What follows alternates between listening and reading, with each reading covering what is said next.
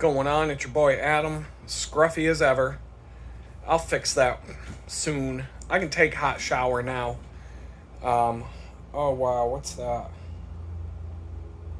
Huh, I just noticed some dirt on the floor that I just don't care about.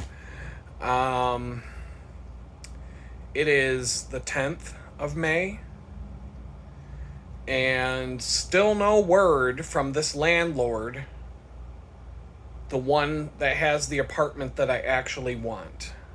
Um, I have them all bookmarked. Facebook Marketplace is such a mess. It's an absolute everything out.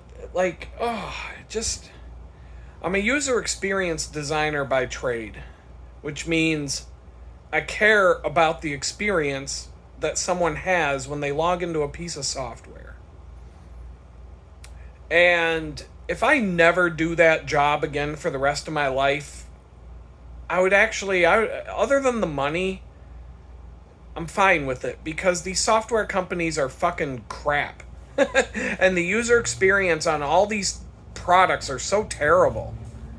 And it's not the designer's fault.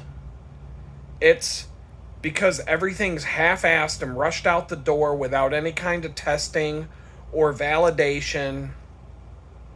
They'll just ask a designer, slap something, a designer will come up with something good. And by the time that thing gets to its final version, it's been completely bastardized. And it's no different than just about any other industry now. The designers, the engineers come up with good ideas, and then the bean counters and the executives and, the CEO is like, well, I can't cut into my hookers and blow fund, and, everybody else gets their 2 cents. And by the time the thing is finished, it's a piece of shit. It's a complete piece of shit. So Facebook Marketplace is no exception.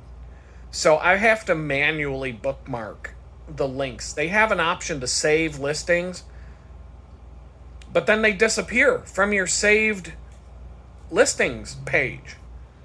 So you have to manually bookmark the pages.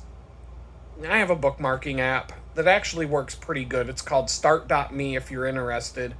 It basically creates a page. It's a web browser plugin, and it also works on mobile devices or anything else.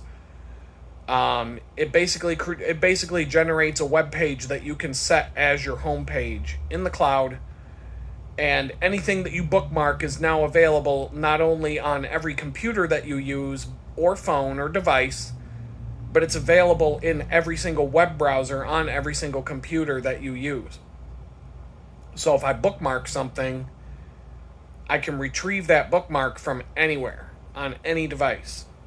So I bookmarked all of the listings of the properties that I am watching, that I've looked at. One of them is marked as rented now. The tiny house way out in the national forest that really, I wasn't pursuing it anymore because there was no good option for internet. And out of all the options for internet, that one had the absolute worst. But all the other places are still in play. They're not marked as rented. The ads haven't been deleted. They're still there. I'll double check tonight after I get off this video to see if the one that I'm waiting for, the one that I want, is still available, at least showing online. I'm not going to say that the landlord ghosted me yet, but I texted him twice during the week, but he also said, we'll talk next weekend. He put a time frame down of, sometime next weekend, give me a call or whatever. So I'm not trying to be a pest. I just wanted him to know that I'm interested and just wanted to see if I could shake the tree and get the fruit to come down. But without blowing up a dude's phone or being obnoxious or just, driving him away. So, I'm just looking into that. I think a lot of people who go look at the place are going to want it, so he's going to have the pick of the litter for whoever he wants to rent to. Um, in terms of in terms of I don't know. In terms of the situation being that it's a garage apartment next to the guy's house, if I was in a better position in life, I'd be like, no way. I don't want to be living in someone's garage next to, and have the landlord right there every day. So, I mean, there's definitely pros and cons to this, but it's a beautiful place in terms of what it is. And it, for me right now, I'm not going to say it's perfect because it's not, but it would allow me to settle in. When you look at my tiny house here and you've looked at some of the videos and you see how I have it set up, that's it. It's full. It's complete. Every inch is claimed. That place will look completely. If I bring all of my stuff to that place, it's going to look completely empty. It's going to look like it's going to look weird, empty, which gives me a blank canvas to fill. And obviously, I'm going to have to buy. Let's just say that ends up becoming my place. I need to get a car. So the plan for a vehicle right now is, if I can save up a down payment to get something, if I have to get a bad credit, 25% interest, crazy ass loan shark car dealer loan, I want to get something like an economy car where the payment would still be low, that's new enough and low mileage enough to predictably be reliable and good on gas and low on insurance. If that doesn't work out, I want to save up and buy a mid-90s to 2000 XJ Jeep Cherokee. Down here in Texas, things don't rust.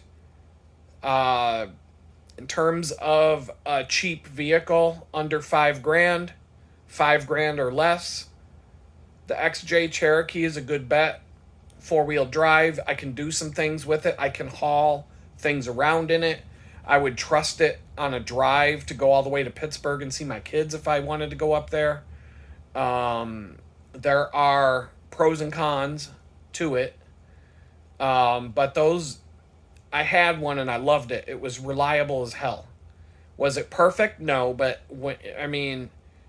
I could tell you, I've told all kinds of stories about that. The XJ and my JK Wrangler were the two most reliable vehicles I've ever owned, to be honest.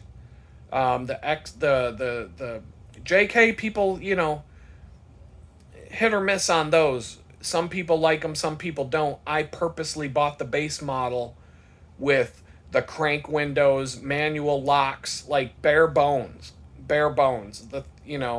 Same thing with my XJ. It was bare bones. It had the same switch to turn the headlights on and off that my grandfather's 1978 Ford pickup truck had.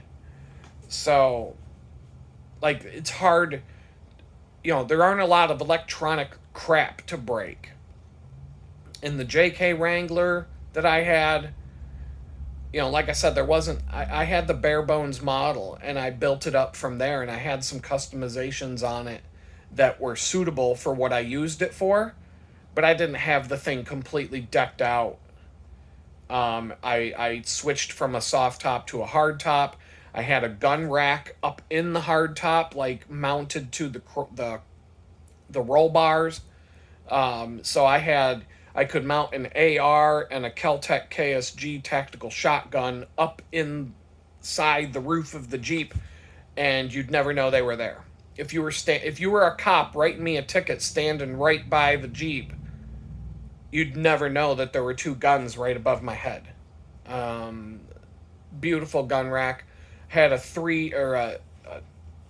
two bicycle, maybe three bicycle. I had a nice Yakima spare tire bicycle rack, and I had airbags on the two back wheels because I always loaded it up with camping gear to the point where I'd take the back seat. Most of the time, the back seat wasn't in it, but it was, the back seat of those things you can take in and out in like 10 seconds.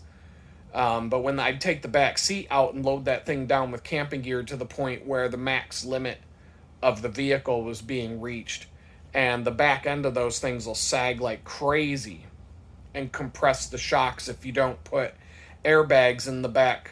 But instead of having an air compressor to fill it and deflate it, I just had a Schrader valve on the back under the bumper, and I could just attach a bicycle pump to it and took like 10 pumps of the bike pump and you're good to go.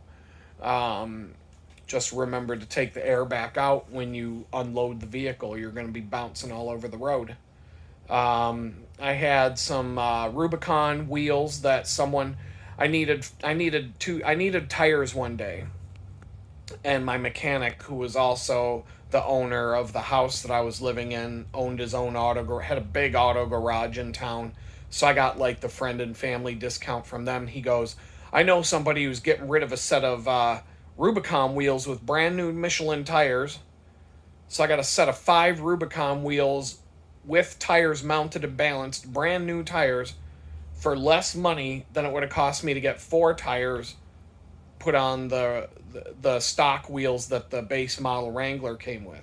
So I had all these different upgrades, and so it was a much better Jeep than what it would have come stock with, but it didn't have all the electronic bullshit that's prone to break on those things. So that was a really reliable vehicle. It never broke down the whole time I owned it. Never had a problem.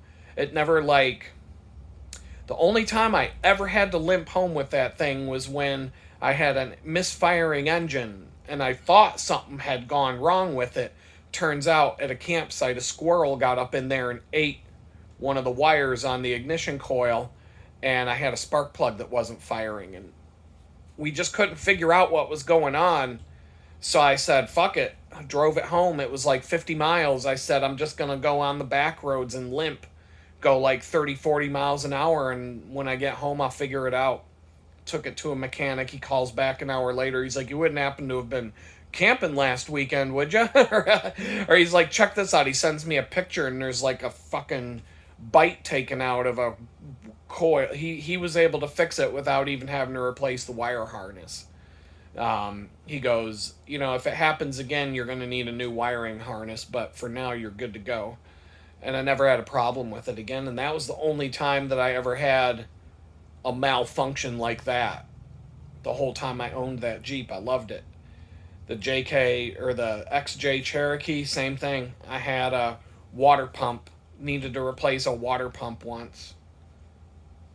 And that was a 96 Cherokee, and here it was like, I don't know, 2012,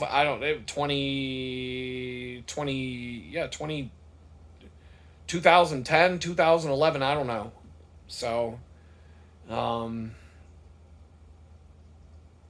that vehicle was starting to show its age, but that's what the rust up north does. But down here in Texas, I see beautiful XJ Cherokees all over the place in various states of off-road toy versus clean and shiny, preserved roadworthy vehicles. Some people want a pretty penny for those, though, for what they are, but if I saw one that had 200,000 miles on it, it wouldn't even faze me, because that engine, mine got stolen, was in a high-speed police chase, crashed, caught on fire. The fire department had to come put it out, and then it was towed off to what do you call it, the impound. And then when I went to pick it up, after the cops called me, the impound wanted to charge me $200 just to have it towed from where it was parked to the front parking lot of the impound. And I was like, you're out of your fucking mind. I took a screwdriver, I went back, I was like, good, drove that bitch out. So, I mean, if the engine can handle that and still start right up Like, started right up like it was nothing. Didn't give a shit. Now, the fact it was it was totally destroyed underneath. The thing was like this as I was driving it out of there, so it wasn't roadworthy. It wasn't safe to drive it down the road, but I got it out of the impound lot without paying $200 for those fucking ripoff artists I wasn't going to get screwed by the city of Pittsburgh any more than I already had. Reliable vehicle, though. Trying to think of other reliable... Toyota Tercel, an old one I had. That was a pretty reliable one. That thing wouldn't die no matter what you did to it. Dirt cheap to fix. I'm going to say those are the three best in terms of reliability that I ever had. So, I don't know. My plan is to get a vehicle. If I move into that garage apartment, if I can somehow make this happen. It's on the upper end of what I can afford. It's really pushing the limit of what I can afford. But all the utilities are included, so it's a fixed budget for me. I wouldn't have any variable bills like electric and heat and all that. It's going to be the same and month to month to month. It makes it easy when you're poor to plan things out if you know what the bill's going to be. So aside from trying to get a vehicle, the things that I would need for that place to make it feel like a home, a real bed. Upstairs, all I would really need is a real bed. Downstairs, a couch, a coffee table, and a TV. And a dining room table to sit down and eat like a civilized person. And I think of those, so dining room table, couch, coffee table, TV, bed, 5 pieces of furniture. And, there's my best friend, when I was sleeping at his place, they had like this California king size bed. This bed was so fucking big. I'm telling you, there's New York City apartments that are smaller than the bed that was in the spare room of my friend's house when I was staying there. It was huge. In fact, it was actually, in my opinion, as an interior designer, just in terms of aesthetics, feng shui, and functionality, I thought the bed was way too big for the bedroom that it was in, because you had to squeeze to get around the thing on the sides. You had almost, you literally did not have room. It was the bed and a closet, but it's a guest room.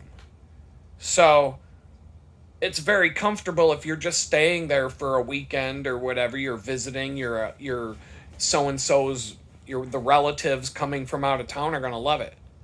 So, but they made the bed. My friend, he bought miter saw, a really nice one. He got a nice stand for it so that it can be moved to wherever they want to use it. And it's just got a collapsible stand with wheels. And he just jump. And they just go to town. They build all kinds of shit at their house. And they built this bed in an afternoon. They built the frame. It's beautiful. It's got 2 end tables. That thing is solid, too. And it's underneath the mattress, it's just bang, bang, bang, bang, solid supports. But it's all basically 2x4s that they just, they looked at some designs and they came up with their own ideas. And they were just zip, zip, zip, zip, zip, zip, zip, zip, zip, zip, zip, zip, zip, zip, zip. And it was done. Miter saw and a power screwdriver, and that's it. Boom, boom, boom. And it looks nice. And then they got one of the mail order memory foam mattresses, big thick memory foam mattress from Amazon probably. Drop that thing on and boof, done. Bed's finished. So I could do something like that. But I saw decent bed frames on Amazon for a couple $100. And then you get a mattress. Boom. Bed. If I had a vehicle if I got an XJ Cherokee, I could find furniture on the cheap all day long. I could furnish a whole apartment. I could furnish a whole house for almost nothing if I had a vehicle to carry stuff in. And an XJ has a pretty good cargo space in their back when you fold the back seat down. It was better. It was better than the Wrangler, for sure. The two-door Wrangler don't have much room in the back.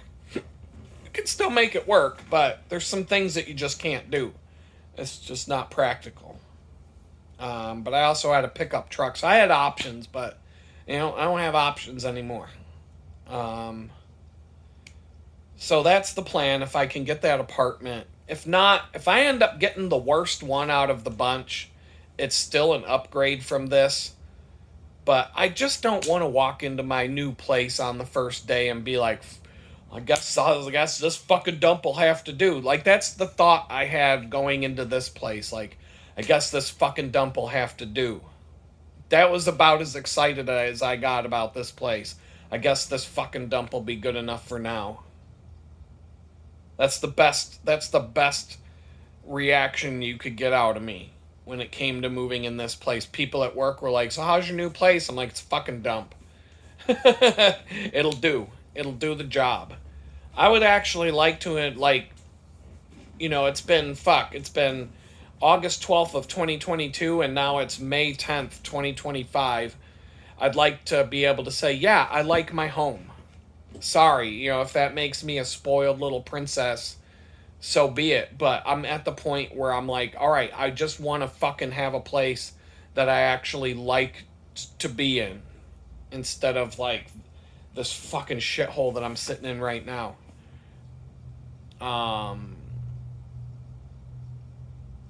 We'll see what happens. We'll see what happens. None of the places I've looked at are terrible. Nothing even close to this bad. But the one that I want is a step above the others. And if I don't get it, it's just everything else is going to feel like shit. But, it is what it is. I may not get it. So today, bakery day. Bicycle to the bakery. Ugh, crazy day today. No horn honkings at all on the way there and back. Houston, I don't know what's wrong with you, but it is Saturday. There's less traffic. No horn honking at all. So on the way to work, good story. I get on the bike trail. There's like a 6-mile stretch, give or take, that's more or less on a bicycle trail. I could see someone coming down a side road, and I'm like, what the hell is that? It looked like a bicyclist, but it didn't. And I'm like, is that one of the... And then it looked like one of those tricycle motorcycles that people ride with the 2 wheels in the front and the wheel in the back. Those Can-Am things, whatever they are. And, but I'm like, no, it's going too slow to be one of those, and it's not. And then I realized, I'm like, oh, it's a guy on a tricycle, a pedaling recumbent tricycle. A recumbent bike is basically a bicycle that you sit in, just like a recliner, just like I'm sitting in now, with your feet out in front, and you pedal. You hold on to like a steering wheel or a handlebar, and you pedal with your feet out in front of you while you're leaned back in a chair. Well, this was like a tricycle recumbent with 1 wheel in the front, 2 wheels in the front and 1 in the back. That seems about right, yeah, because that's why I thought it was a Can-Am. And so anyway, I'm like, oh, guy on a tricycle, okay, and I forgot about it, and I just went down the bicycle trail. And I'm going down the bicycle trail, and I'm not really in a hurry, so I'm not putting a lot of effort into my pedaling. And all of a sudden, I'm just I'm listening to my podcast, and I'm just chilling. And all of a sudden, I hear, on your left! And I look, and it's the fucking guy on the tricycle, and he's just like down. I'm like, no. I'm like, no fucking way. I couldn't tell if the guy was handicapped or not, but he was hauling, and I'm like, son of a bitch. I'm like, there's no fucking way I'm going to get beat by a guy on a fucking tricycle today. No fucking way. So I start pedaling, and I'm like, I'm behind him. I'm matching his pace, but he's moving. Like I said, I don't know if he's handicapped because that's something that like a handicapped person might ride. But I'm like, he's got legs, he's pedaling it, he's not using his arms to pedal, and he's got handlebar, he's holding on to it, he's steering it. So I'm like, I don't know, like I don't know if he's, but like if he, why is he riding a fucking tricycle instead of a recumbent bicycle with two wheels? And I'm like, what the fuck is this guy? So anyway, I'm behind him. And then I had room to pass, and I'm like, see ya, bitch. And I passed him, and I look over, and he's got his phone mounted to his handlebars, and he's like watching Netflix. He's watching some show, or watching a video or something. Like he's watching fucking the Squid Game or some shit on Netflix while he's pedaling down the bike trail. And I'm like, oh my God. So I pass him. And we got to a little downhill stretch right next to that bench one of the swinging benches that I sit on. It kicks downhill, slightly downhill grade for I don't know, couple thousand feet or so. I don't know, not even a quarter mile. It's just a quick, thing. But I got some speed going, and I was just like, and I was pushing hard. And I turn around and the fucker's right behind me, not like drafting my back wheel, but he's right there. And I'm like, son of a bitch. So I'm like pushing and pushing and pushing. I'm going fast. And every time I turn around, this guy on the tricycle's right there. And I'm like, son of a bitch. And I'm like, I can't. He's not catching up to me, but he's matching my speed. And it don't matter how hard I shift into the big chain ring and I'm pushing and I'm mashing this thing. I'm trying to get a big gear wound up so I can spin in a big gear. And this dude I'm actually like starting to breathe heavy. I'm like, and the heart's going boom, boom, boom up in my head. And every time I look back, this dude on this fucking tricycle, he's just right there. And I'm like, you son of a bitch. And so I'm like, what am I going to do? I'm not going to get beat by a guy on a fucking tricycle. That's not happening today. No fucking way. That's the most ridiculous pussy bullshit. If I get beat by a guy on a tricycle, I may as well just turn around and go home. That's not happening today. So, but he's right there. And I'm just like, come on, Adam. Come on, do it. So we get to this one part. It kicks uphill for about, I don't know, it takes like less than a minute to go up, but it's a little bit of a hill. It's what I would call a hill. I mean, Houston is flat, but every now and then you'll get a little rise. And so I'm like, I got the advantage. One thing that sucks about a recumbent bike is when you get to a hill, you're stuck sitting in the chair, and you just got to pick the gear that you can push up the hill. But when you're on a real bicycle, you can stand up out of the saddle and throw down. And I can use my body weight to mash the pedals down and get. So, like, if you know how to shift and like, generally you drop 2 gears to a bigger gear and you stand up out of the saddle right after you do it and you're just like, hoo, hoo, hoo, hoo, hoo, up the hill. And so I spun for the first half of the hill. And then I jumped out of the saddle and I just powered up that hill as fast as I could, as hard as I could, because I knew this guy on the fucking tricycle was not going to be able to keep up with that, because you just can't. He's got to go up the same hill I got to go up. His tricycle is a lot heavier than my bike, and he can't stand up out of the seat.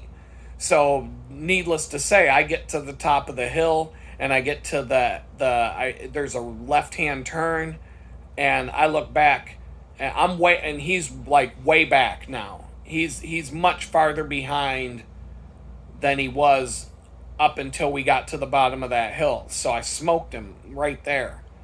But I'm like, there was still more distance to go, and I'm like, wherever the fuck this guy's riding to, I cannot let him pass me. I cannot let this motherfucker on a tricycle pass me. It's not happening.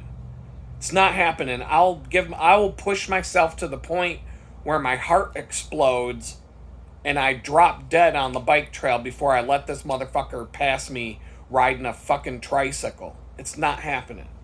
So I just fly as hard as I can down the rest of the bike trail. until I get to where it joins road in this, cul-de-sac neighborhood. And it's more like a street. And I turn around, and the dude on the tricycle's nowhere to be found. So I'm like, he either got to, well, that is a possibility. There's a gate. There's like these posts that you have to ride in between when you get to the end of the bike trail. Maybe his tricycle didn't fit between the posts, and that's where he was turning around. I don't know, because I never looked back as I was going down the rest of the bike trail. Or maybe he just went to the end of the bike trail and turned around and went back. But all I know is that when I got to where the bicycle trail ends and you turn right to go down this street, I look back. I don't see no dude on a tricycle anymore. And I'm like, all right, now I can chill again. I can relax. So that's not the only bike race I had on my way to the bakery today. Believe it or not, I got myself into another bicycle race. So I'm the Woodlands, this fucking yuppie douchebag suburbs, the richest neighborhood in Houston, with their it's just this, it's the most ultra. There's like a few of these ultra planned communities throughout the nation, and the Woodlands, and they all have some douchebag name like the Woodlands or the Villages or the douchebaggery or the shrubbery or, vintage estates or, carriage hills, or just, it's always got some douchebag sign. It says douchebag lives here. And so, I get every other fucking week in the Woodlands, they got half the roads closed off so a bunch of rich assholes can go on a race, either a bike race or a marathon or a triathlon or whatever the fuck. It's always something, and they're always. So today was no exception. I come up, I'm on my way to work, I see all the cones and I see the flashing lights for the police and I'm like, fuck! Every time I come through here on Saturday, they're trying to block me from getting to my fucking job, and then I gotta dick around with these yuppie assholes that just want to go out. And yeah, it's like, I like going to bike races too. I've been in many of them. But when you're trying to get to work, it's a pain in the ass. So anyway, I saw they had the one road that I need to take. It was all coned off. But I'm like, oh, you can get in the bike race was happening in the right lane, but they still had the left lane open to cars. And I'm like, okay, that's cool. So I get in the left lane because I'm not a racer. And I'm flying down the road, and all these race marshals are yelling at me, get on the course! Get on the course! And they're waving their flags at me, and they're pointing, and I'm like, all right, I'm in the race now. So I got this fucking backpack on. I do have my faster bicycle, and I'm flying down the fucking race course now. But now all these yuppie douchebags on their $20,000 racing bikes are like, get out of the way! Get out! You're not one of us! Get out of the way! Because they're all, I'm dressed in like, I'm wearing baggy shorts. I got a backpack. I got a fucking headlight on my helmet. I've got, I've got a speaker on my backpack strap, and I'm listening to a fucking podcast, right? And I like everything about me. Like, these guys are coming down the road in their fucking $20,000 bicycles with their Lance Armstrong spandex outfits and their fucking pointy aerodynamic helmets and shit. It must have been it was either a time trial race or it was a triathlon, but it looked like a time trial race because triathlon riders look different than bicycle racers. So I'd have to look up what the fuck was going on, but these bikers were in full, like, spandex bicycle, with their fucking sponsorships and all that on their jerseys and stuff, and so the race marshals are yelling at me to get back on the course, and I'm like, fuck it, I guess I'm in the race now. But all the racers were getting pissed because I'm in their way, and I'm like, you can't fucking win, and I'm just like, whatever, I hope I slowed one of them down and made him lose a few seconds on his time. Whatever. It's not like I was going that much slower than them, and I'm carrying a 25 pound backpack, and I'm riding a bike that cost me $300, and you can barely hang with me when you're on your $20,000 Cervelo carbon fiber frame with the disc brakes and the fucking tubeless tires and the electronic gear shifting and all your fancy bullshit.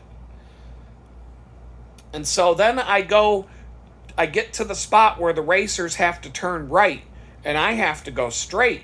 And all the race marshals and the cops and everybody's yelling at me like, "The course is that way! It's that way!" And I'm like, "I'm not racing, dude!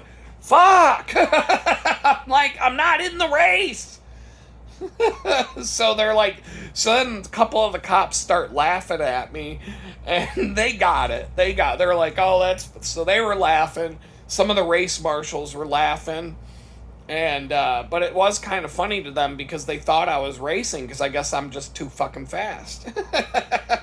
But they did see them, they're like, "Woo, what the fuck is this guy?" Because I'm not dressed like Lance Armstrong and like I'm riding in the Tour de France with my goofy ass I'm not wearing that shit. Fuck, man, if I ride in the Tour de France, I'm gonna wear baggy shorts.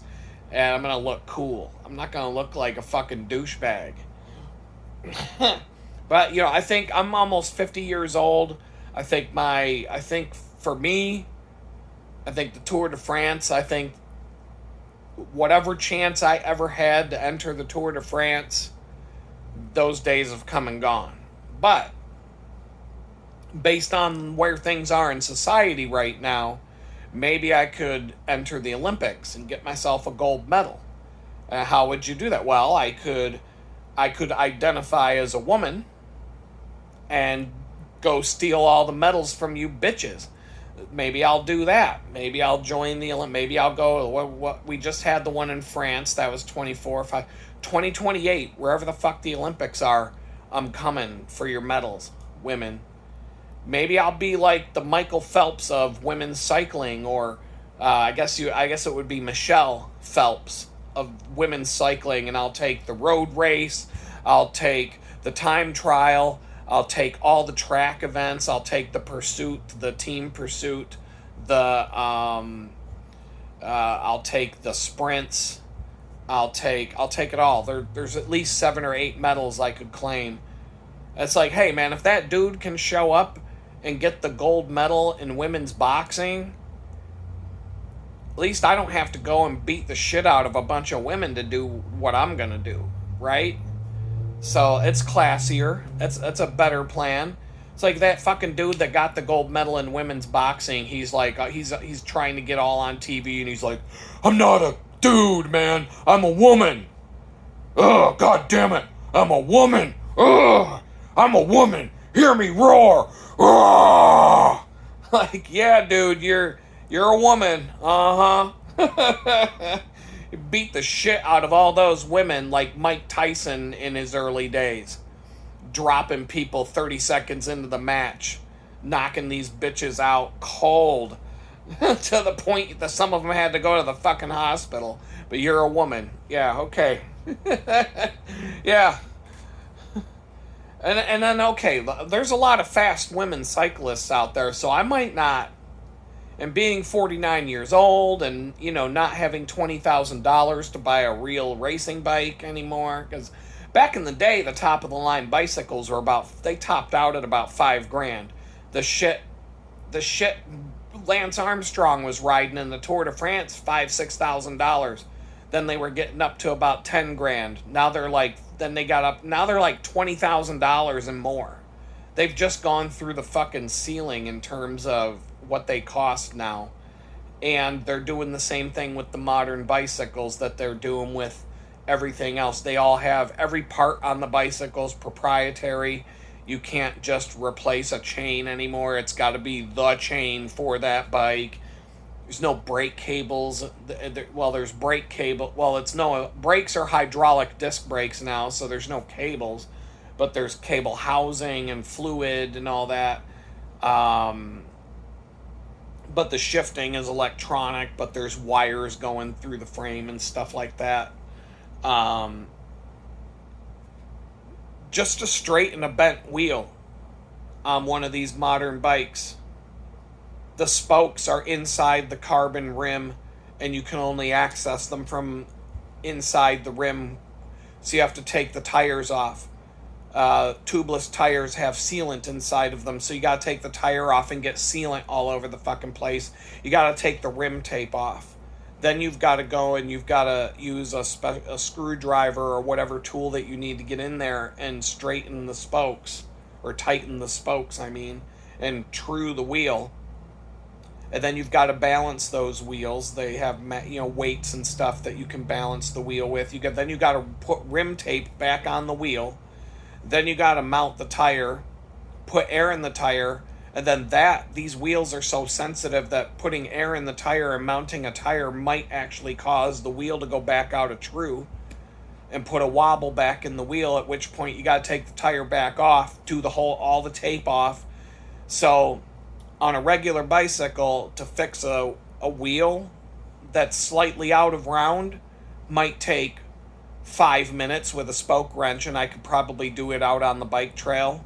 Just flip the bike upside down, or sometimes I don't even need to do that. But to fix that same problem on one of these $20,000 road racing bikes, you're looking at about 3 hours worth of work. and every time you have to take the rim tape off, then you got to put new rim tape back on, and that costs money every time you take the tire off and put the rim tape. The whole thing's a fucking joke. Those bikes are fun and fast, but they're not. You could not trust a bike like that. I would not trust a bike like that to ride 100 miles. But you can definitely go 100 miles without getting a flat tire, just for the fact that a tubeless tire with sealant in it is going to be a lot less. If a nail goes into the tire, the sealant will at least keep it from leaking, and even if you pull the nail out, sealant in the tire will seal the hole, and you'll be able to get home. You may just have to go pss, pss, with some CO2 or something to put some air back in. But these modern bikes you have to charge your bicycle now to go ride, because it's electronic shifting. So what if your battery you got to charge your bicycle before you go riding a bike now on these $20,000 bikes. And if your battery, if you forget to charge your bike, you can't shift your gears. Like, what the fuck is that? Like, I imagine trying to ride. Now, I know that a full battery is and gear shifting doesn't take a lot of power. And so a battery probably lasts quite a while. You probably get a couple of weeks. I don't know, because I'm not an expert on these modern bikes.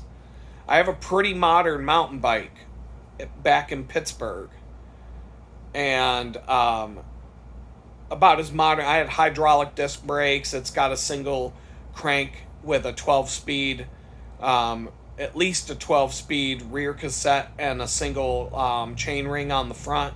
It's got a really, really, really nice shock with a lockout, and it's a small enough frame that I could put a bobber seat post on it, and I've got a place on the handlebars, so like the seats that go up and down when you flick a switch on the handlebar. And that's for when you do off-road. Sometimes you want to get the seat out of the way to just to be able to stand up and go over obstacles and jump over shit and whatnot without the seat going up into your balls and making you talk high-pitched. But yeah, the modern bikes are just... they're a lot of fucking pain in the ass. The mountain bike I have, I did not get tubeless tires for it. On purpose. Because I don't want to fuck her. Some people love them, some people hate them. I think there's pros and cons. But I've ridden with enough people who have tubeless... You'll get less flat tires, but when you get one, it's a much bigger pain in the ass to deal with. If you get a true flat tire to where the sealant doesn't seal the hole. it's a much bigger pain in the ass than it is to just change out an inner tube or patch an inner tube. So I made sure I did not get tubeless tires with my mountain bike when I bought it. But that mountain bike was like a $2,000 mountain bike that I got a good deal on. And I rode it one time, flipped over the handlebars, and broke my fucking arm on a fucking sidewalk. When I was getting ready to go out to Utah and shred trails out in Utah with a brand new mountain bike. And I'm an experienced mountain biker. I used to race. I mean, I've done some crazy shit on them. Not Red Bull level, but I've done some pretty crazy shit on a mountain bike. I'm not afraid of jumps and things like that, but, you know, not necessarily what you see on the Red Bull videos on YouTube. I mean, some people don't care about death. I'm old enough to respect my limits. So, there's things I'm just not going to do. But, a fucking sidewalk in St. Louis took me down. And I really haven't done anything with that bicycle. It's kind of a cursed bicycle for some reason. And when I came to Pittsburgh, it was either that one or the Red Rocket. And I'm like, I'm bringing the Red Rocket. That's my trustworthy. I'm glad I brought that bike, because the mountain bike would have been a fucking pain in the ass to have down here compared to that.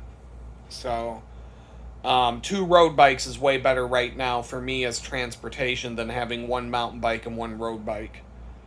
Back in Jamestown, however, I would have picked the mountain bike due to winter, because you can actually ride a fat tire mountain bike in the winter, and it's not a crazy fat tire, but it had pretty wide tires. You could ride that. I could ride that in the winter. It just wouldn't be fun.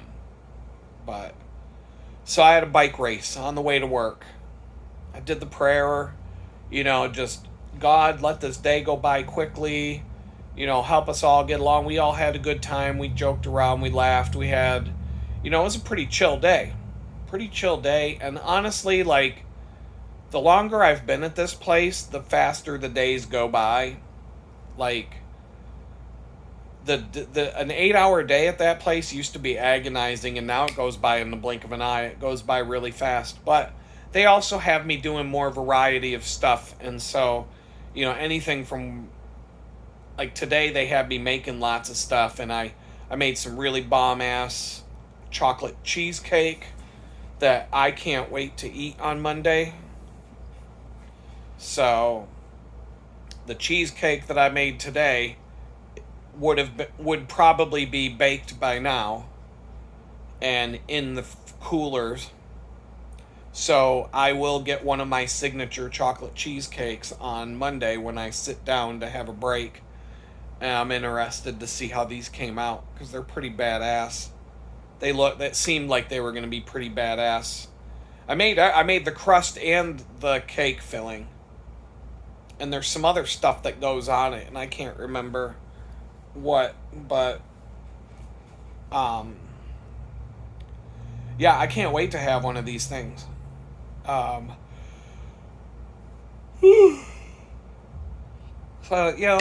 but I was making the cheesecake, and it was pretty involved. There were a lot of steps to this one, and it's like, there was one step that just took me a long time, because you don't want to get the temperature too hot, but you don't want the temperature to be, it has to be a certain temperature to melt some chocolate, but you can't have it be too hot, or you fuck it all up. And so it's like, we use a microwave. Me personally, fuck that. I would use a double boiler for any butter melting, or, like, if it was my bakery, there'd be no fucking microwaves in there. Well, there would be microwaves in there because they come in handy, but if I'm melting chocolate, melting butter, melting, softening anything, I'm using a double boiler. Fuck the microwave is good for certain things, but I'm not. The chocolate that I was melting, the sauce that I had to make that's double boiler all the way. In fact, it's going to come out perfect in a double boiler without you having to babysit it. You just get it up to the right temperature and you're good to go.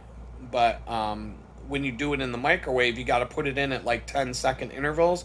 You got to put it in for like 20 seconds, pull it back out, stir it. Nope, no good. Put it back in, 20 seconds, pull it back out. Nope, 20 seconds, pull it back out. You got to do it like that, because if you're just like, fuck it, I'm going to put it in for a minute, you pull it out and it's like, oh, it's fucked up and it's done, it's ruined. So you can only do, you got to just, and you need a thermometer, and you got to sit there and, with butter, you can do the same thing with butter, but it's a pain in the ass. Once again, double boiler. But to soften butter, probably better in the microwave. To make liquid butter for like popcorn, and like for popcorn, I used my double boiler all the time, because that's like movie theater. It gets it right to the right temperature. Movie theater butter, popcorn. Put a little bit of cheese in that, like you get some Parmesan cheese, you shake it in there, some little bit of salt, a little bit of they got like popcorn seasonings now, like popcorn salt and stuff like that. You can come up with your own concoction or whatever. You can even take like the cheese from a box of Kraft macaroni and cheese, the powdered cheese, and you can mix that with your butter, and you can do things with that to make your popcorn taste really good. There's a lot of little tricks, and they even got like cheese that for popcorn now. So I don't know. I've got some really bomb ass popcorn.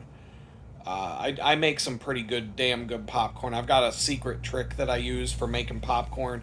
Everybody who ever has my popcorn's like, oh my god, this is the best fucking popcorn I've ever had. Like, how do you do it?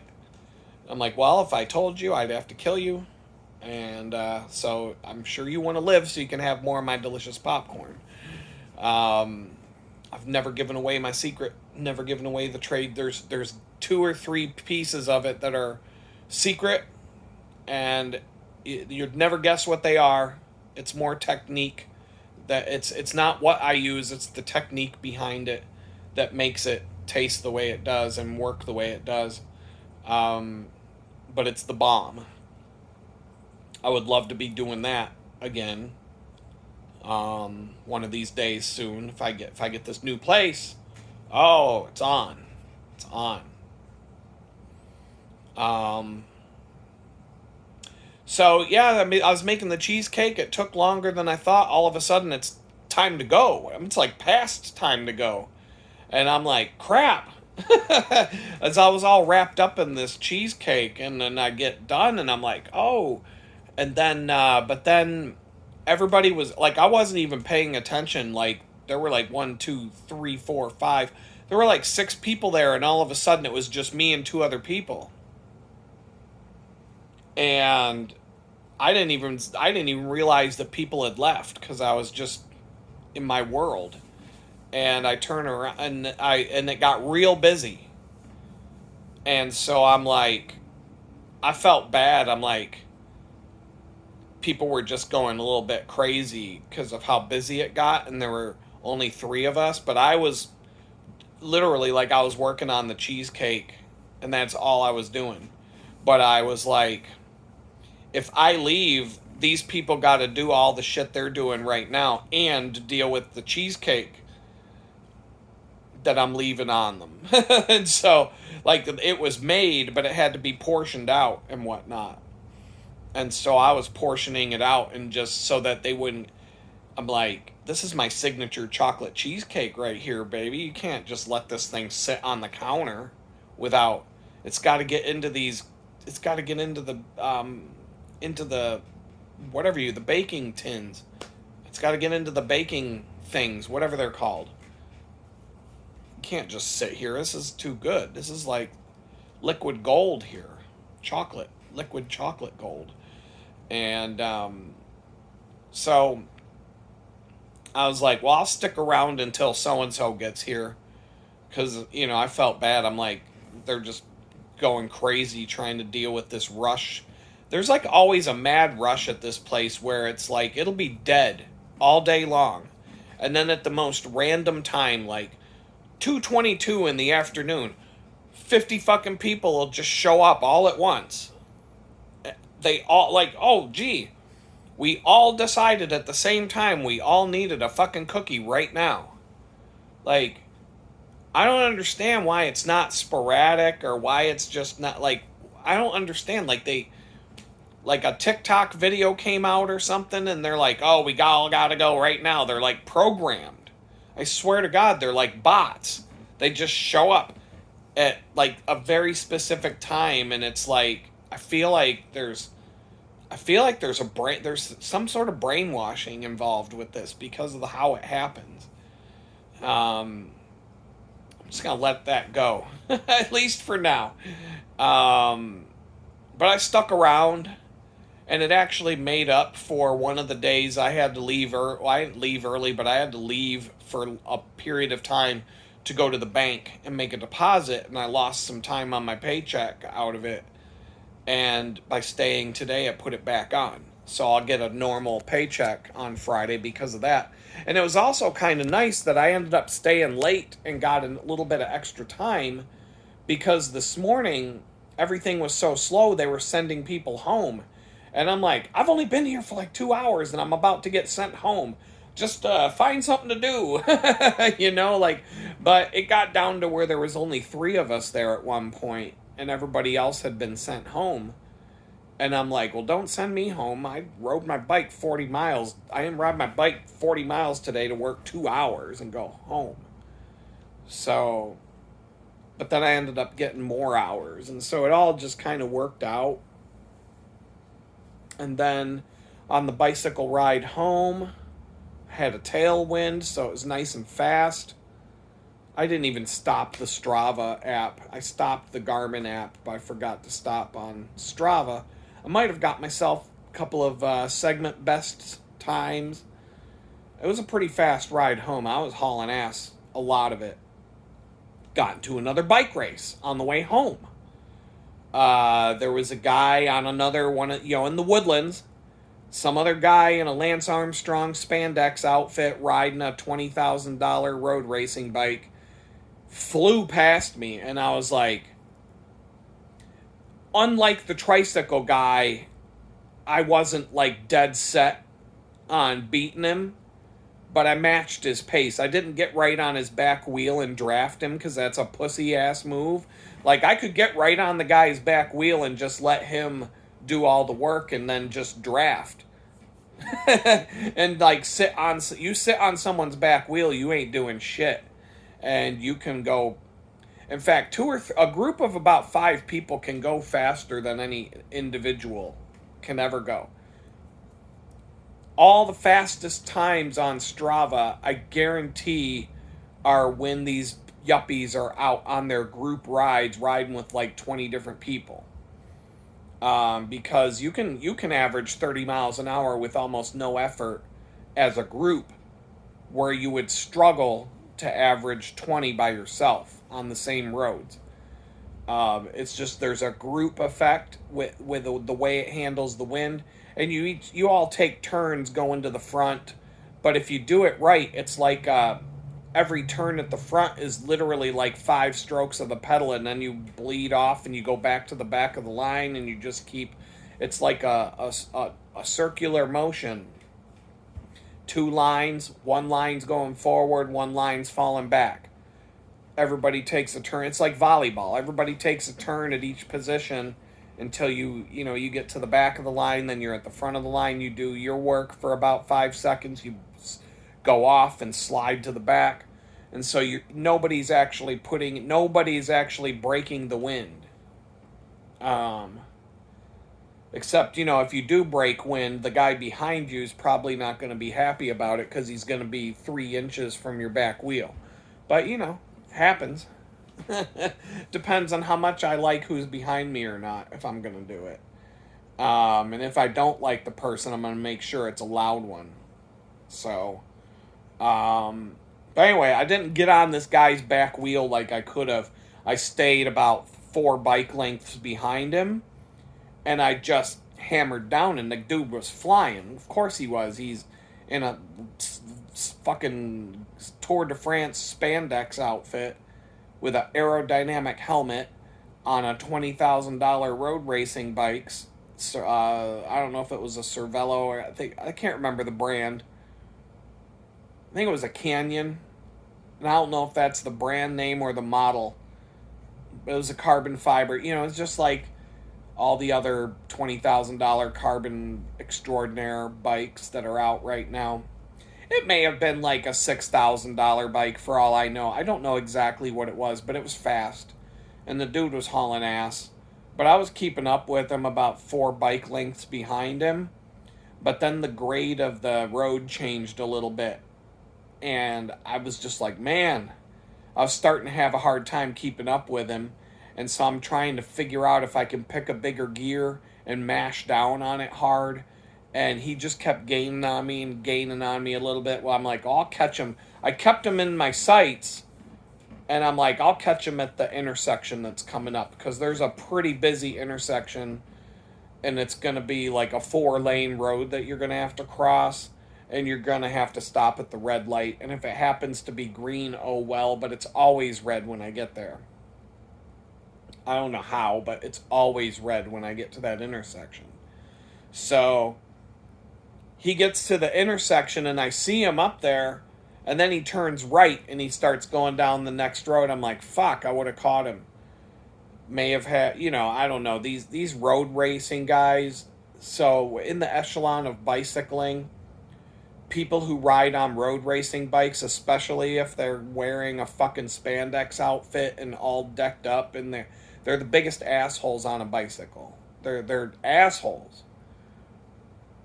Well-known fact in the bicycling community, if you do all kinds of bicycling, the road racing guys are always the biggest assholes. They're jerks. They're jerks. They're not fun to talk to. They're not fun to ride with. They're not fun to be around. If you do go on a ride with them, after the ride, you don't want to hang out with them. Douchebags. On the flip side, mountain bikers are the coolest motherfuckers on earth. You go on a mountain bike ride with a group of mountain bikers, I'm telling you, I'll show up on a mountain bike ride on purpose with an old ass fucking vintage mountain bike with no suspension, solid front forks, like an old and not even a high-end brand, but like a Raleigh. I used to have a Raleigh hardtail with a solid front fork in the collection, and I would show up to mountain bike rides with that sometimes, and people would be like, what the fuck is that? Because they're riding on dual suspension, Specialized this or that. They all got like some, $4,000 to $8,000 mountain bike, and here I'm showing up with a fucking bargain basement Raleigh with, solid front fork and 26-inch wheels and vintage shit. But I had some nice pedals on it so I could click in. And they'd just be looking at me like, the fuck you gonna do on that? And then I go and shred these motherfuckers, and I'm beating them. And I'm jumping off of jumps that they're too afraid to jump off of with their bikes. And because I learned how to do all that shit on a bike with no suspension. So I was like, we didn't have, that shit was just, that shit was too expensive when I was in high school. So I had to learn on a regular mountain bike how to do it. And so I'm comfortable with that shit. And so then at the end, it's like, oh man, here, smoke a bowl. Let's go get some food. Let's get some beers. And you go to the bar and you're drinking craft beers and you're having a good time and everybody's really fucking cool. And some of the guys will be, wearing spandex with their fucking mountain bike racing outfits and whatnot. But you'll get people dressed like me with just regular shorts on, but bike shorts underneath. And I wear functional clothes, but I like to look like a normal person when I go. Like if I'm going to be going out if I go on a long distance bike ride, I like to be able to lock my bike up somewhere, walk into a restaurant, and not look like everybody's staring at me. Like they're all going to be looking at you because they know you got a helmet, you're carrying a helmet, maybe you've got something else with you, and you're sweaty and you're looking a little shredded and all that, but you look like a normal person. You can go out, you can walk around in public and people aren't going to pay you that much attention. You go walking around in a bright yellow Greg LeMond outfit and they're going to fucking look at you like you're a doofus. And, but yeah, the mountain bikers are the coolest motherfuckers. The alley cat racers are pretty cool. The bike messenger crowd, the hipsters, the ones on their single speed fixed gear bikes. But that's the thing, if you don't ride the same bikes they do, you're kind of an outcast. Like for an alley cat race, it's not, there's no rules about this shit. I've done them on mountain bikes. I've done an alley cat race on a mountain bike, on road bikes, whatever the fuck. But you could show up on a beach cruiser for all they could. Nobody's gonna give a fuck. There's no rules about that. But the hipster uniform is a single gear bike, be it a fixie with no brakes, a fixie with one front brake, or it could be a freewheel hub with 2 brakes, or a front brake only. But it has to be like, that's the hipster uniform. And so if you show up to an alley cat race on a road racing bike with gears, you're going to be like, people are going to be like, oh, he's not one of us. And you won't get shit about it, but you won't quite fit in. Because, like, it's a clique.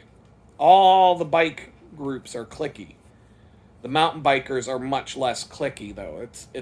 They're much more welcoming to anybody who shows up. You'll get douchebag mountain bikers, especially the really fast ones, the ones that compete and race all the time. They'll be kind of douchey like the road bikers, and sometimes the road bikers do mountain biking too. But the road racers are the worst. They're just, and they're not, and there's exceptions to the rule. There were plenty of cool ass road racing guys in Pittsburgh that I knew well and got along with and had no problems with. But as a group, bunch of douchebags. Total douchebags. And that's every city. That's everywhere you go. That's how, it's just the way it is. So if I had caught up to this guy, the roadie, that's what we call him. If I had caught up to the roadie by the time I got to that intersection, and if he was going straight and had to wait at the red light, I could have said, hey, what's going on? And he probably wouldn't have been like, talk to the hand. Not even talking. He probably would have looked at me, looked at my bike, looked at my clothing and my backpack, and he would have been like, you're not one of you're not my type. You know what I mean? Like, 2 mountain bikers cross paths in the woods. Hey, what's up? Want to smoke a bowl? It's a totally different fucking vibe. Totally different vibe. It's like the difference between skiing and snowboarding. When you go, now I like to ski. I hate snowboarding. I absolutely hate snowboarding. I'm a snowboarder at heart because I act like a snowboarder, but I wear skis on my feet because I can't snowboard for shit. But I can ski pretty well. I mean, my best friend would argue about that all day, but I do ski pretty well for someone who never got trained how to ski. We're just different. If my best skiing event would just be the downhill. Like, I would suck at the slalom. Moguls, fuck that. I wouldn't be able to do it. But the downhill where they just go tuck and go, yeah, I could do that. I could totally do that. That would be if I was 20 years old and had no fear, and shit is a lot steeper than it looks on TV. And the speeds, the fastest I've gone on a pair of skis is 69.9 miles an hour. I tried to hit 70. That's the fastest I know I've gone. And yeah, that's so I could do that. I'm comfortable going 70 miles an hour on a pair of skis. But some of that shit is pretty steep. But the snowboarders, when you go skiing, the ski slopes and the whole thing about ski areas, they're meant for skis. It's easier to get on the chairlift. It's easier to get off the chairlift. It's easier to traverse flat terrain because you got poles. And you can just kind of cross-country ski in your downhill skis to get from one slope to the next. If it's like a traverse and it's flat. When you're on a snowboard, everything is a pain in the ass. I hated it. I've tried it a couple times and I absolutely hated every minute of it. And all I wanted to do was put skis on and go have fun. But the skiers are out skiing. The snowboarders, they're usually just sitting on the side of the mountain smoking weed all day and occasionally going down the hill. So it's a totally different culture. As far as like getting along with, I get along with the snowboarders more than I get along with the skiers. The skiers are like the road bikers, the snowboarders are like the mountain bikers. So it's just a different culture. Different culture. Um, there's other bike culture. There's the long distance cyclists. They're called randonneers or randon. I don't know how to pronounce it correctly. I've ridden with them a number of times. They're fun. Those guys, they're like the older ones. They're like my age, mostly. Like that's kind of where I shifted. I went from being a mountain bike racer to I started out in road racing. I wanted to do road racing, but every time I was like 15 years old, 16 years old, every time I entered a road race, every time I went out with a group of road bikers, it was always like I just felt like everybody around me was a douchebag, and I didn't enjoy. I mean, you'd meet some cool people, but for the most part, I'm like, I just didn't like the vibe. And I started working at a bicycle shop, and everybody's like, you got to get into mountain biking, man. You got to get into mountain biking. And so finally I got a mountain bike, and we started going to races and started going to rides, and it was a totally different thing. And I'm like, holy shit, this is fucking great. And everybody I met was cool as fuck. The whole thing, everything about it was way better. And so I enjoyed it, and I stuck with it, and I raced up until I got done with art school, and then I stopped mountain bike racing, but I still went mountain biking all the time, and did that for years and years. Got hurt a couple times here and there, and then just it kind of right around the time when my son was born, I stopped cycling. But even before my son was born, there was like this shift that took place where I started going on really long bike rides. I did it once because we had a trail from Pittsburgh to Washington, D.C. And it's 350 miles, and as of today, most of it is off-road. There are a few places where you might have to get on a road here and there. But you can go on a 350-mile bike ride from Pittsburgh to Washington, D.C., and it cuts through the Appalachian Mountains without really having to, it's railroads. It's railroads, so the most you're really going to be going uphill is a 2% grade. And so it's very peaceful and very tranquil. And the first time my best friend and I did it, I was hooked. And we did everything completely wrong. It took us 5 days to do it.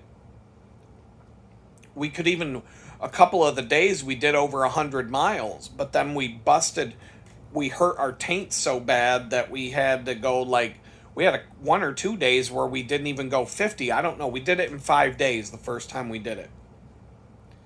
But I was like, I learned from that, and I learned what works and what doesn't work. The next time I did it by myself, I did it, I don't remember how many days it was.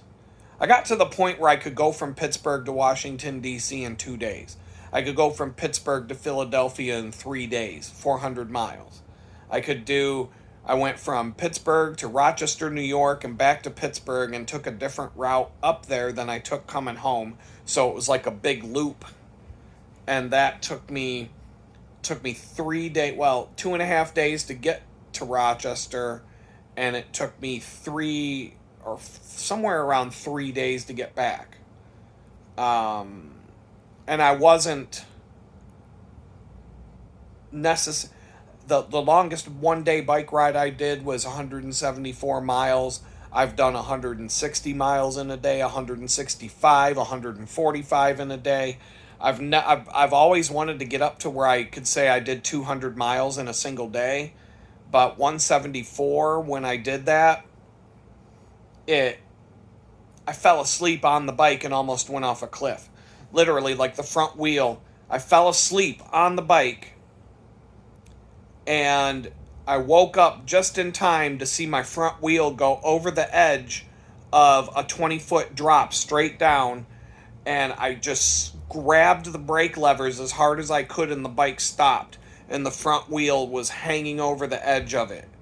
And I was like, holy shit. And then that woke me up, believe it or not. That woke me up pretty, that was a jolt. And so I had to click out of my pedals, tiptoe backwards, and pull my bike from the edge of the thing, gather my breath, and just be like, oh my God, oh my God, oh my God. And just kind of get my bearings again, get back on the bike, and realize that I need to stop at the very next campsite along this bike trail, which was about 5 miles away from where I was. And even though I got jolted awake like that, I couldn't do it. I was falling asleep on the bike. The remaining 5 miles you're talking about in 15, 20 minutes, 20 minutes probably at that time of night. For the next 20 minutes, I'm still having a hard time. I'm falling asleep, I'm like drifting. Like, I don't know if you've ever gone on a drive where you just couldn't do it anymore, and you're like literally like drifting, and then that's why they got the rumble strips on the side of the road.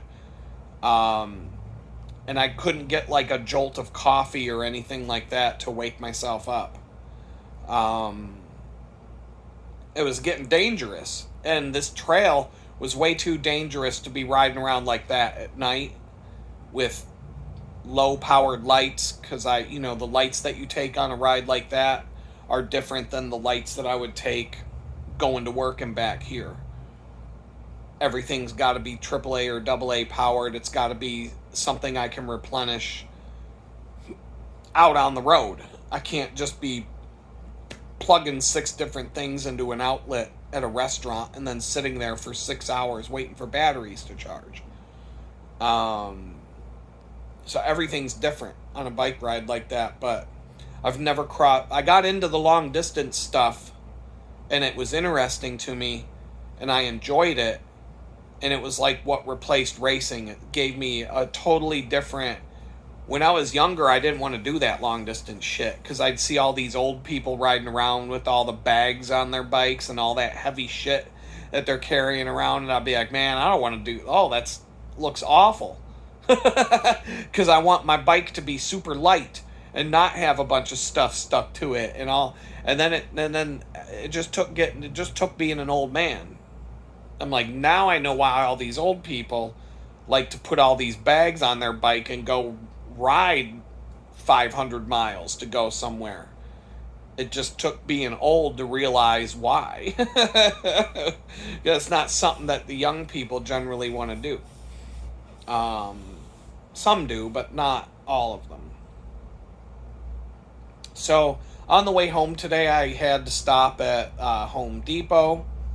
Got my Loctite so I can fix my rear brake on the Silver Bullet. And I wanted to get some mineral spirits, and I ended up getting the WD-40 degreaser. I want to try that out and see if that is a good... I don't like citrus-based degreaser, or at least the stuff I got last time I was there. And generally speaking, I don't like citrus-based degreasers because they just don't fucking get stuff clean.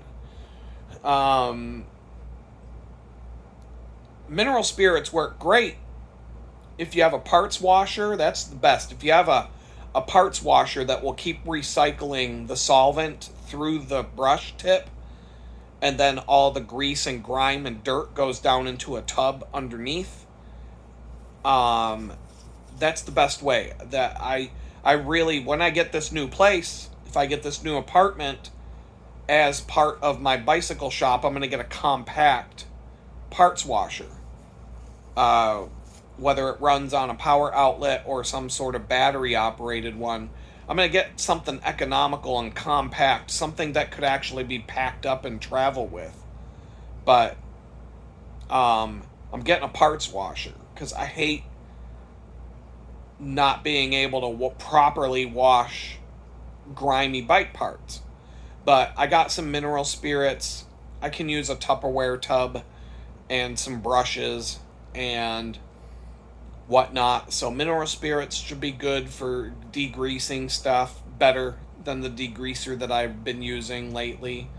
And I'm going to try out the WD-40 degreaser. WD-40 itself, on its own, you really shouldn't, if you got nothing else and you're just going out on a quick ride, you can spray a chain down with WD-40 and it's better than having a dry chain, but it is the worst lubricant for a bicycle chain that you can ask for. But WD-40, it will clean your shit. It's a good degreaser on its own. You spray WD-40 on, if you got nothing else and you got some dirty parts and you got no other stuff, WD-40 will actually do a pretty good job cleaning your grime off of your stuff. But it does leave behind some oily residue. I don't know what, it's not really meant to lubricate stuff, to be honest. WD is water displacement. It's basically meant to, I don't really even know what the hell you're supposed to use it for, but everybody has it in their toolbox, right? It's in every man has that in the workshop. It's good for a squeaky hinge. It's good for things here and there, but it's not lubricant. There's better things to use. And so when I got home, my bicycle chains, it's the last thing. They're right here. Got my 2 of these bicycle chains. I got my cassette there's an extra gear over there. Nice, shiny, beautiful looking cassette. And I've got my chain rings, and I've got all the parts. All the parts are here.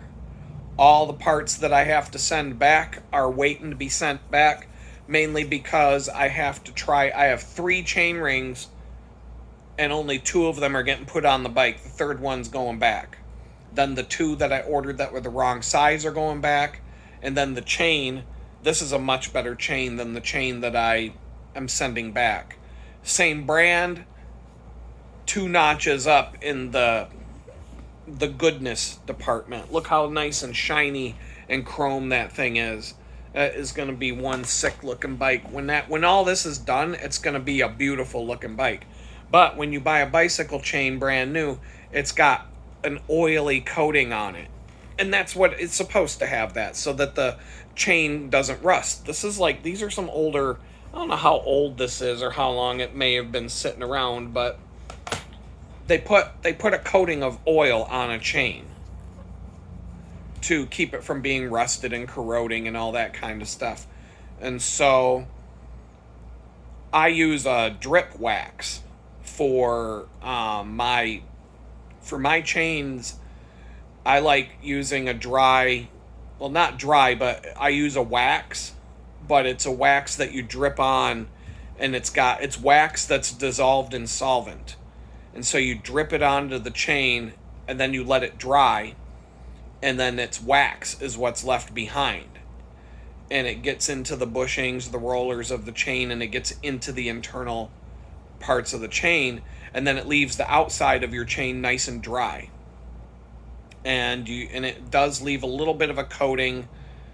If you do it right, it leaves enough of a coating on everything to keep rust at bay. Because you don't want a rusty chain. That's just not just dysfunctional, but it looks bad. But when you do it right, when you use the wax, your chain will always look shiny and clean, and you won't pick up as much grime. And when your chain starts to, that's why I like to have a chrome chain, because when your bike chain is dirty, the reason why a bike chain looks black is because it probably has too much oil on it, and oil attracts dirt and grime, and so your chain will the darker the chain looks, the dirtier it is. You actually want your chain to look like it's just bare metal. And so a nice shiny chrome chain like that, and chrome cassette. I don't like black bike parts on the drivetrain. I want everything to be chrome. And the reason being is that chrome and shiny silver is easy to tell how clean it is. If you have a black chain and black gears and a black chain ring, then you really don't know how dirty everything is because it's just black to begin with. And so if you have a silver chain and it starts to look black, you're like, oh yeah, I got chain maintenance day. And so I always try to have shiny chrome drivetrain parts on any bike that I own, just because maintenance wise it's an indicator of, oh, you need to clean that, dog. And especially when you're a busy guy, and this isn't like, my life doesn't necessarily revolve around this, but I got to keep my bikes in good working order. I'll put, I have to put the effort in tomorrow to do both bikes. I got to do a bunch of stuff to both of them, try to get them as new looking as I can. And I'll get it down to, like, I'll use tire shine spray, just like I use the same tire shine spray that you would use on your vehicle to make my tires look all shiny and new. And just like I'll go to the nth degree to make the bikes look like they're on the showroom floor of a bike shop, even though they're old bikes. But a dry wax chain lube doesn't attract dirt. It keeps the parts of the chain lubricated that need to be lubricated, but it doesn't attract dirt. And so if you have a grimy black chain, what's happening is your chain, the oil on your chain that attracted all the dirt and grime, all that dirt and grime is dirt. It's, small granules of dirt that are rubbing against everything.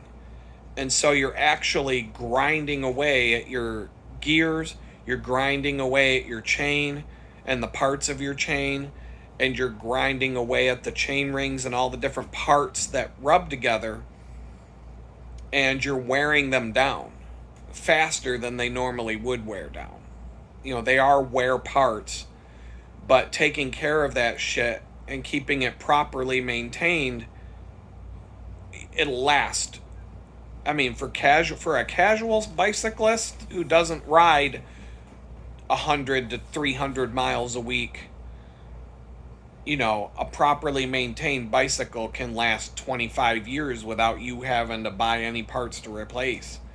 Your brake pads are going to be your brakes are going to be the first thing that needs something replaced.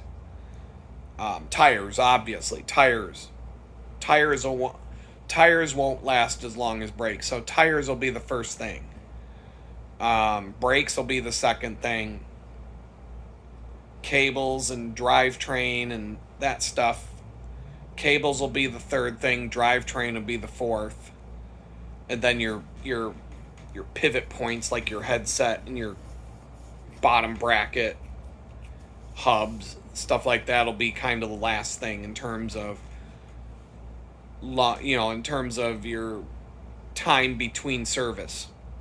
It's just like a car. When you get a car, you got a owner's manual that breaks down, like, change your oil every so many miles, change your transmission fluid so many miles, this service, that service. And if you buy a brand new car, you pretty much have to document that you follow all their recommendations in case something goes wrong, so they can't dick you over out of your warranty by saying, well, you didn't follow the recommended service interval or whatever. And so it's like that with a bicycle, but it's more by feel. You'll know when something's not right if you ride enough. But for a casual biker, if you buy a bike shop quality bicycle and you take care of it and you keep it clean and you keep it lubricated properly, and you just, you keep it in proper adjustments and all that, you learn how to do it. None of it's hard. Basic tools will get you far. A set of Allen wrenches, some pliers. A set of Allen wrenches and some pliers and a couple of other wrenches will get you 50% there. And then there's some bicycle specific tools for different things. But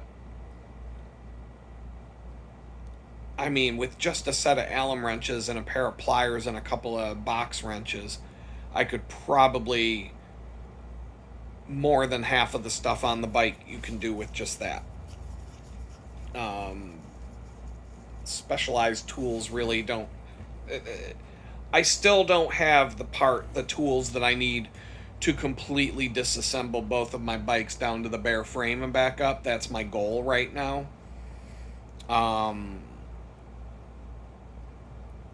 But I'm getting there. I'm pretty the Red Rocket. I need a couple of headset wrenches, and then if I wanted to get, I need a bottom bracket, like a bottom bracket tool. I need a couple of headset wrenches, and from there I would need, if I wanted to replace the headset, I would need a headset cup removal tool.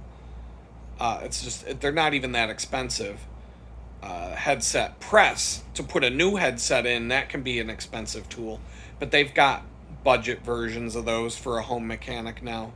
The Park Tool one's like $300 at least, but there's other brands that are going to be just fine for a home mechanic. But yeah, I do want to get to the point where I can strip both of my bicycles down to the bare frame and build it back all the way up and completely disassemble everything and grease every single possible thing that I would have to do to that bike. I need to make sure I have the tool for. And I'm close. I'm like 90% there with the tools that I have. And I didn't have shit when I moved into this tiny house. And especially when I came to Houston, I had nothing. I had just a couple of Allen wrenches. I had a couple of multi-tools out of a bike kit. I didn't really have much of anything. So, I don't know. Little visit to Home Depot today. I got the Loctite. I got the solvent. Got some degreaser. I'm just one more step closer to having a full bike shop. But a full mobile bike shop, a bike shop that I could throw in the back of a vehicle and take with me if I wanted to, if I want to go on a camping trip and I want to have a full service bike shop at camp to be able to fix anything that happens. Boom, back to it. So anyway, that was the ride home. Pretty uneventful, nice sunny, beautiful weather day today. The weather in Houston's awesome for the most part. I don't have any complaints about that. It got a little bit cold from November to March. November wasn't too bad. December, January, and February were kind of chilly. Like, I was not a big fan of riding to and from work, but the point is, I could ride to and from work December, January, and February. If I was still in Jamestown, New York, riding a bicycle somewhere to and from a job, especially, 20 miles. Let's just say I had to go to some place that was 5 miles, a 20-minute bike ride in the middle of January in Jamestown, New York would be an absolute nightmare. It's doable. I've done it. I mean, I grew up in Western New York, and I used to ride my mountain bike all winter. And I used to ride to work. I'd ride to school. I'd ride my bicycle to school in the middle of winter and get all kinds of crazy. That blew people's minds. We have bicycle racks outside the school, and during the warm weather, those bicycle racks would be full. There'd be tons of bicycles. But in the winter, there would be my bicycle. And people would be like, holy shit, dude, you rode? And then after school, I'd get on my bicycle and ride 10 miles to my job. And then after that, I'd ride 10 miles to get home. In the middle of winter. I wouldn't do it every day. I would do it for fun at that point. It would be like, I think I'm going to ride my bike today just to do it. But yeah, I'd be riding my mountain bike up in Jamestown. I'd be getting studded tires to deal with ice. And having to wear some ridiculous gear, ridiculous gloves, ridiculous, like, I'd probably have to get winter specific bicycling boots for something like that. And there's other things I'd have to do, just clothing wise, that would be an investment. That would have been a nightmare. If I had to do that for work, to ride a bicycle in the middle of winter in Jamestown. And winter in Jamestown's like October, November, December, January, February, March, and into April. It'll still be snowing in the middle of April. When I came home from prison, it was April 3rd. The whole fucking month of April, it was snowing. It may not accumulate and have snowbanks, but it was snowing. There were many, many days you'd look out the window and everything's covered in fucking snow. You have to wipe off the car and brush the snow off to go somewhere. April. The month of April here was like 80 degrees the whole month. All these people telling me I'm going to hate Houston summer. It's May 10th and I'm fine with it. Everybody's like, yeah, well, July and August suck. Yeah, it'll be like 95 every day. I get it. 95, maybe up to 100. I think 109 is the maximum temperature that's Houston's ever recorded. 109 isn't that bad, to be honest. Humidity or not. I don't know. I guess I've been around. I've traveled. I spent a week in Kentucky living outside camping for 10 straight days. In the middle of July, it was 110 every day. 110. It was a bit drier. It wasn't like crazy ass humidity, but it was 110 degrees every day for 10 days camping. We were fine. I mean, slow. There were things that we didn't do because it was so hot, but we lived outside for 10 days doing stuff. Went mountain biking. Granted, it took a lot to go on an 8-mile mountain bike ride. If it was 75, 80 degrees outside, we probably could have gone on a 30-mile mountain bike ride in the same amount of time. But we had to stop a lot more for water. I had a water filter with a pump. We were trying to ride around a lake, and it was going to be 25, 30 miles. We were about 4 miles into it, and we already had to stop 3 times because we each had 2-liter Camelbacks, and we'd go like 3 miles and drink the full 2 liters. And so we had to stop like 3 times, and we hadn't even gone. We'd gone like 6 miles. We'd go like 2-3 miles, and then we'd have to stop and fill up the water bladders.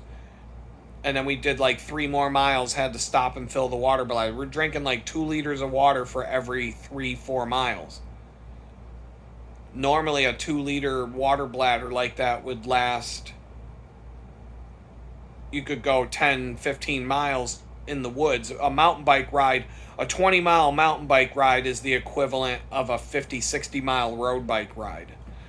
In terms of effort and difficulty and speed, 20 miles on a mountain bike on mountain bike trails in the woods is about as much effort as riding 60 miles on a road bike out on paved roads would be. So, give or take, you could double. You could easily double. Whatever it is on a mountain bike in the woods, on mountain bike trails, you can say that the equivalent road bike ride in terms of how much energy, calories, all that kind of stuff, you can double it. So a 30-mile mountain bike ride is a 60-mile road bike ride in terms of the level of effort and all that. But sometimes the mountain bike ride is so difficult that a 25-mile ride could be a 75-mile ride on a road bike in terms of time, effort, how hard it is, how long it takes, etc. It's a totally different sport. But you're on a bicycle, so it's the same, but in terms of there's a lot that's not the same. So we wanted to do 30 miles. We ended up doing 10, 12. So I don't know. I don't remember the details. I don't have GPS of it. But it was 110 degrees out. We did the mountain bike. We were going to go on a road bike ride and do 100 miles. That was our plan. We wanted to do the Kentucky Bourbon Tour, which is, I think it's like 100. It's basically a bicycle tour that takes you to all the bourbon distilleries in eastern Kentucky. And it takes like all day, but you get to stop at each one and get roasted. So we're like, it's 110 degrees out, so the alcohol's going to hit different. And number two, it's 110 degrees out. We went on a 10, 15 mile road bike ride, and going up this one hill out in the open sun, the water in the clear tube that went from my backpack to my mouth was so hot that it burned my mouth. And I was like, ah! And I had to squeeze the thing to let the water run out until the cooler water in the backpack and the ice cold water that was in my backpack, I even filled the bladder with ice cubes, now it was like bath water. It was warm. In like within 10 miles, that shit, the ice had melted. And that water was warm, but it wasn't like burning my mouth like coffee that's too hot. And then I would put the hose down. We would ride maybe 2 miles. We'd only ride for like another 10 minutes. And I'd go to take another drink, and the water that's in that clear tube was scalding hot again. Like you could cook pasta with that shit. It was so hot. And so every time I took a drink, I would have to sacrifice the water that was in the tube up to the drinking bite valve and let that flow out to replace it with water from inside the backpack that was like bath water. And I could drink that. And then the tube being exposed to the sun, 5 minutes goes by, back to scalding hot. You can't even drink it. It's too hot. So it was 110 degrees out with the sun baking down all day on us. We went on this like, I don't know, but we went up this one giant mountain and we went down the other side, and we ended up, we're like, based on how that went, I don't think we're going to do 100 miles today. How about you? No, we're not. We're not going to do 100 miles today. How about we turn around and go back to camp? Find something else to do. Let's go out on the canoe. Let's go swimming. It was so hot that we went swimming in the lake, and the first 10 feet of water was like being in a hot bathtub, like a hot tub. It wasn't refreshing even. It wasn't refreshing at all. So we found out that we could take big boulders, and we could just hold on to a boulder and let it take us all the way down to the bottom, which was like 20 feet below.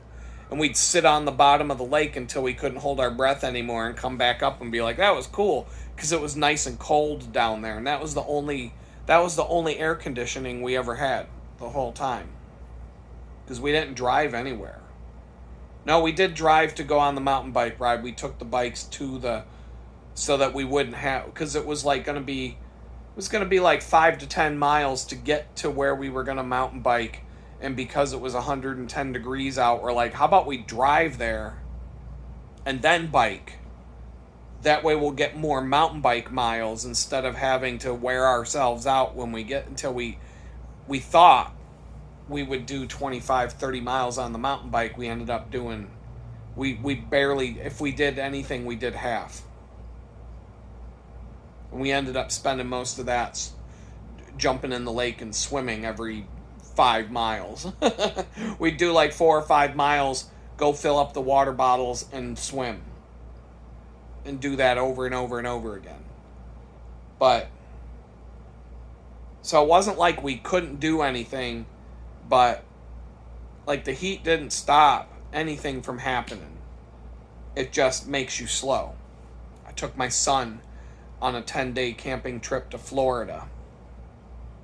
And this was my son's first time down south, and it was the middle of July. So right around the time we got to, I remember we were in, because it was pretty cool. We went on, we hung out on a mountaintop in North Carolina. It was somewhere in Georgia. We stopped to eat. We get out of the air-conditioned truck, and it hit my son. I could see the look on his face, like, holy fuck.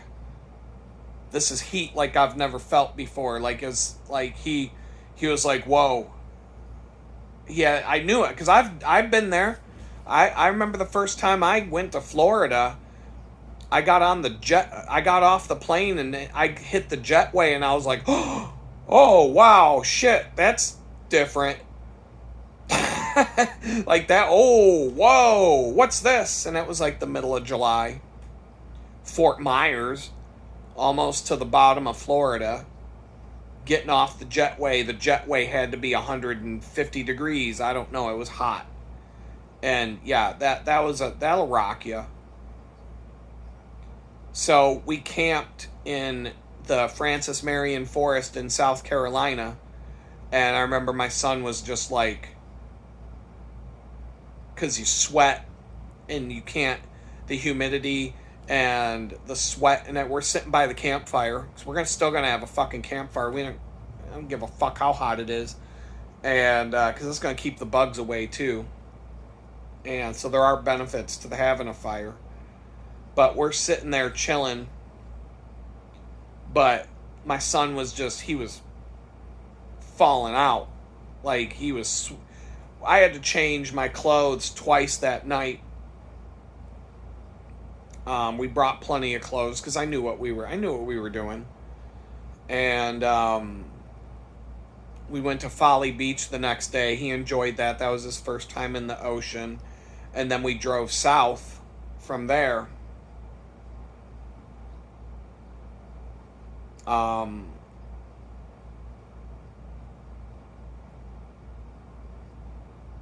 So I don't remember, but somewhere down south. It couldn't have been Georgia. I don't know. Somewhere we got out of the truck before we got to the coast of South Carolina in the middle of July, and all of a sudden my son just had this like, boof. Oh, wow. That's hot. Because he never... I mean, you get hot days up north. But it hits different. It hits you different when you get that southern heat. Especially getting out of an air-conditioned truck after you've been, up in the cool north for a while, and all of a sudden, bam! It hits you hard like a sledgehammer. And then then the next day we're in Florida, going all the way down to Tampa. And every time we'd get out of the air-conditioned truck or come out, we went to the Tampa Aquarium.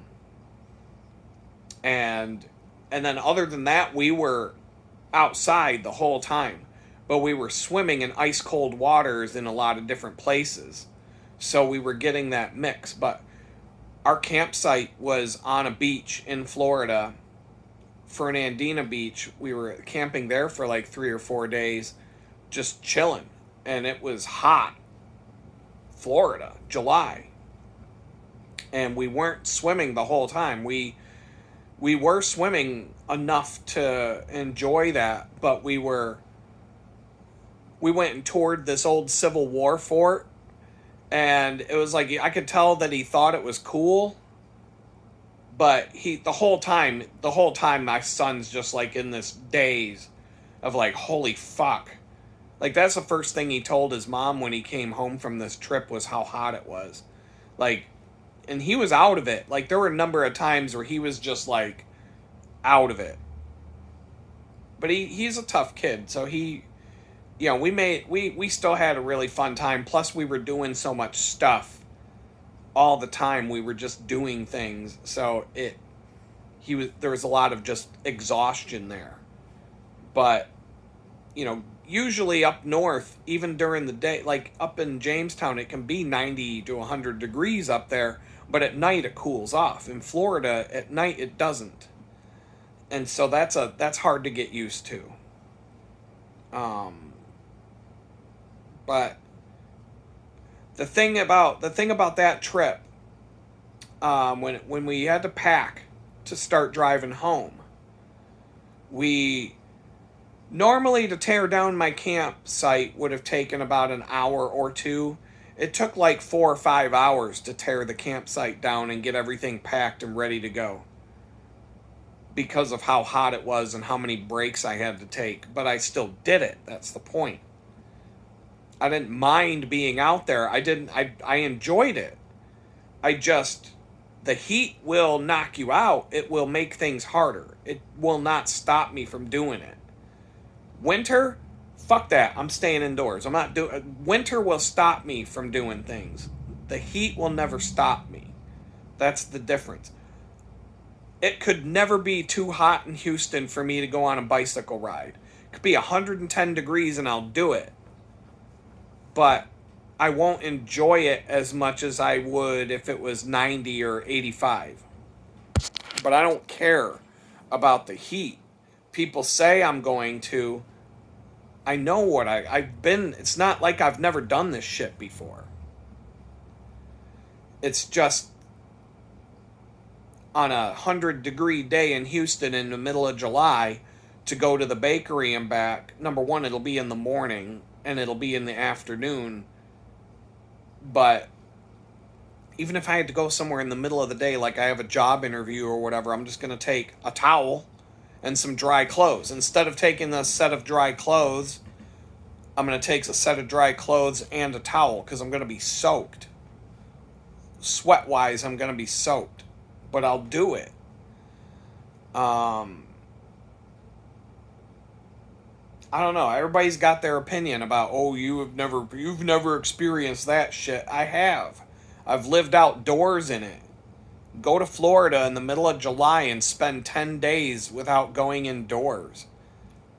Except for maybe the occasional drive in your truck and the occasional restaurant and or tourist attraction and or swimming hole. But generally spending 10 days living out in a tent, in a swamp, on a beach. Those are the two picks. And it's going to be a swamp or it's going to be a beach, because that's what Florida is. And, or maybe a prairie. Kissimmee Prairie State Park has nice campsites. And that's just a big wide open plain. Palmetto sawgrass fields, as far as the eye can see. I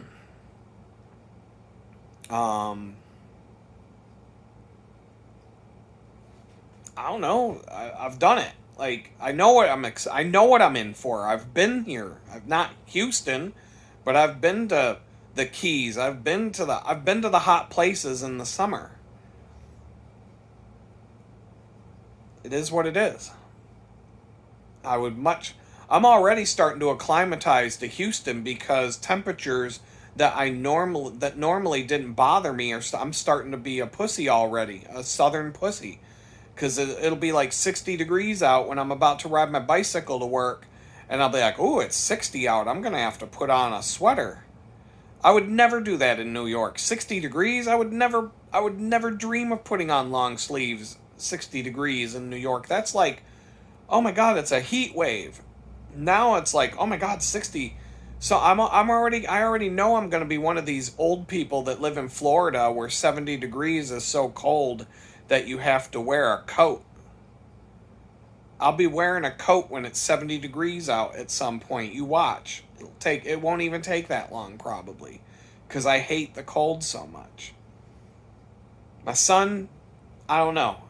When we went back home, when we came back home from that Florida trip, we stopped in North Carolina for a night to camp, and it was cooler. It was up in the mountains a little bit, and it was cooler. At night when the sun went down, it became like, oh, all right, it's like 80s. 70, 80, 75, 85, somewhere in that range. Like, it was all right. It wasn't bad.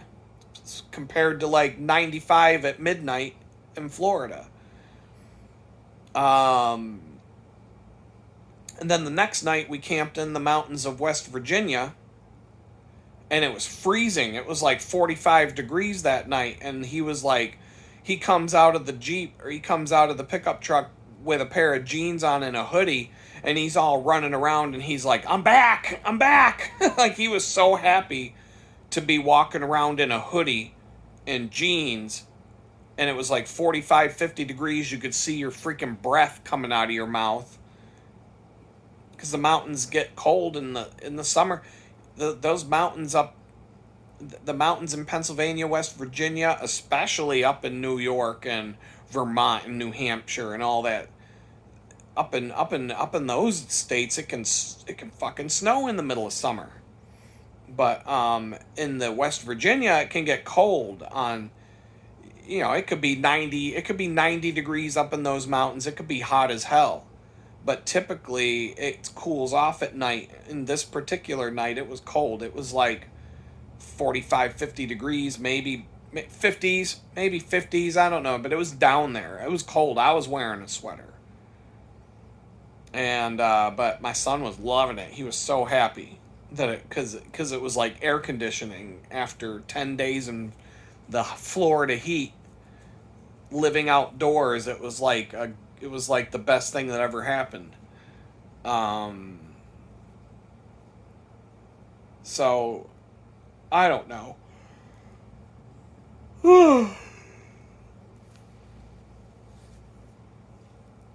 We'll see what happens. I'm going on 2 hours now. I can't even believe I did that. I'm kind of hungry. I'm going to get a snack. Tomorrow's bicycle maintenance day. It's beard, like, face maintenance. It's like, got to get up and do stuff day. So, it's been fun on people are calling it my marathon talks. It's fun talking to you all. Things are moving forward. I truly hope that tomorrow, by the time I go to bed, I have some sort of closure on this apartment that I'm interested in. I'm going to call the guy at some point tomorrow, mid-afternoon, maybe lunchtime, see what he says. I just want to know one way or another. If he's renting it out to somebody else, let me know. Don't ghost a motherfucker, especially when the person really wants it. But if I get ghosted and I don't hear back by the end of... I can't do much on Monday because I got to go to the bakery. But if Tuesday morning comes around and I haven't heard back from the guy, I might do one last ditch attempt to go look at another place. And then I'm going to make a decision by 5 days from today. Tomorrow being the 11th. Monday is the 12th. Tuesday is the 13th.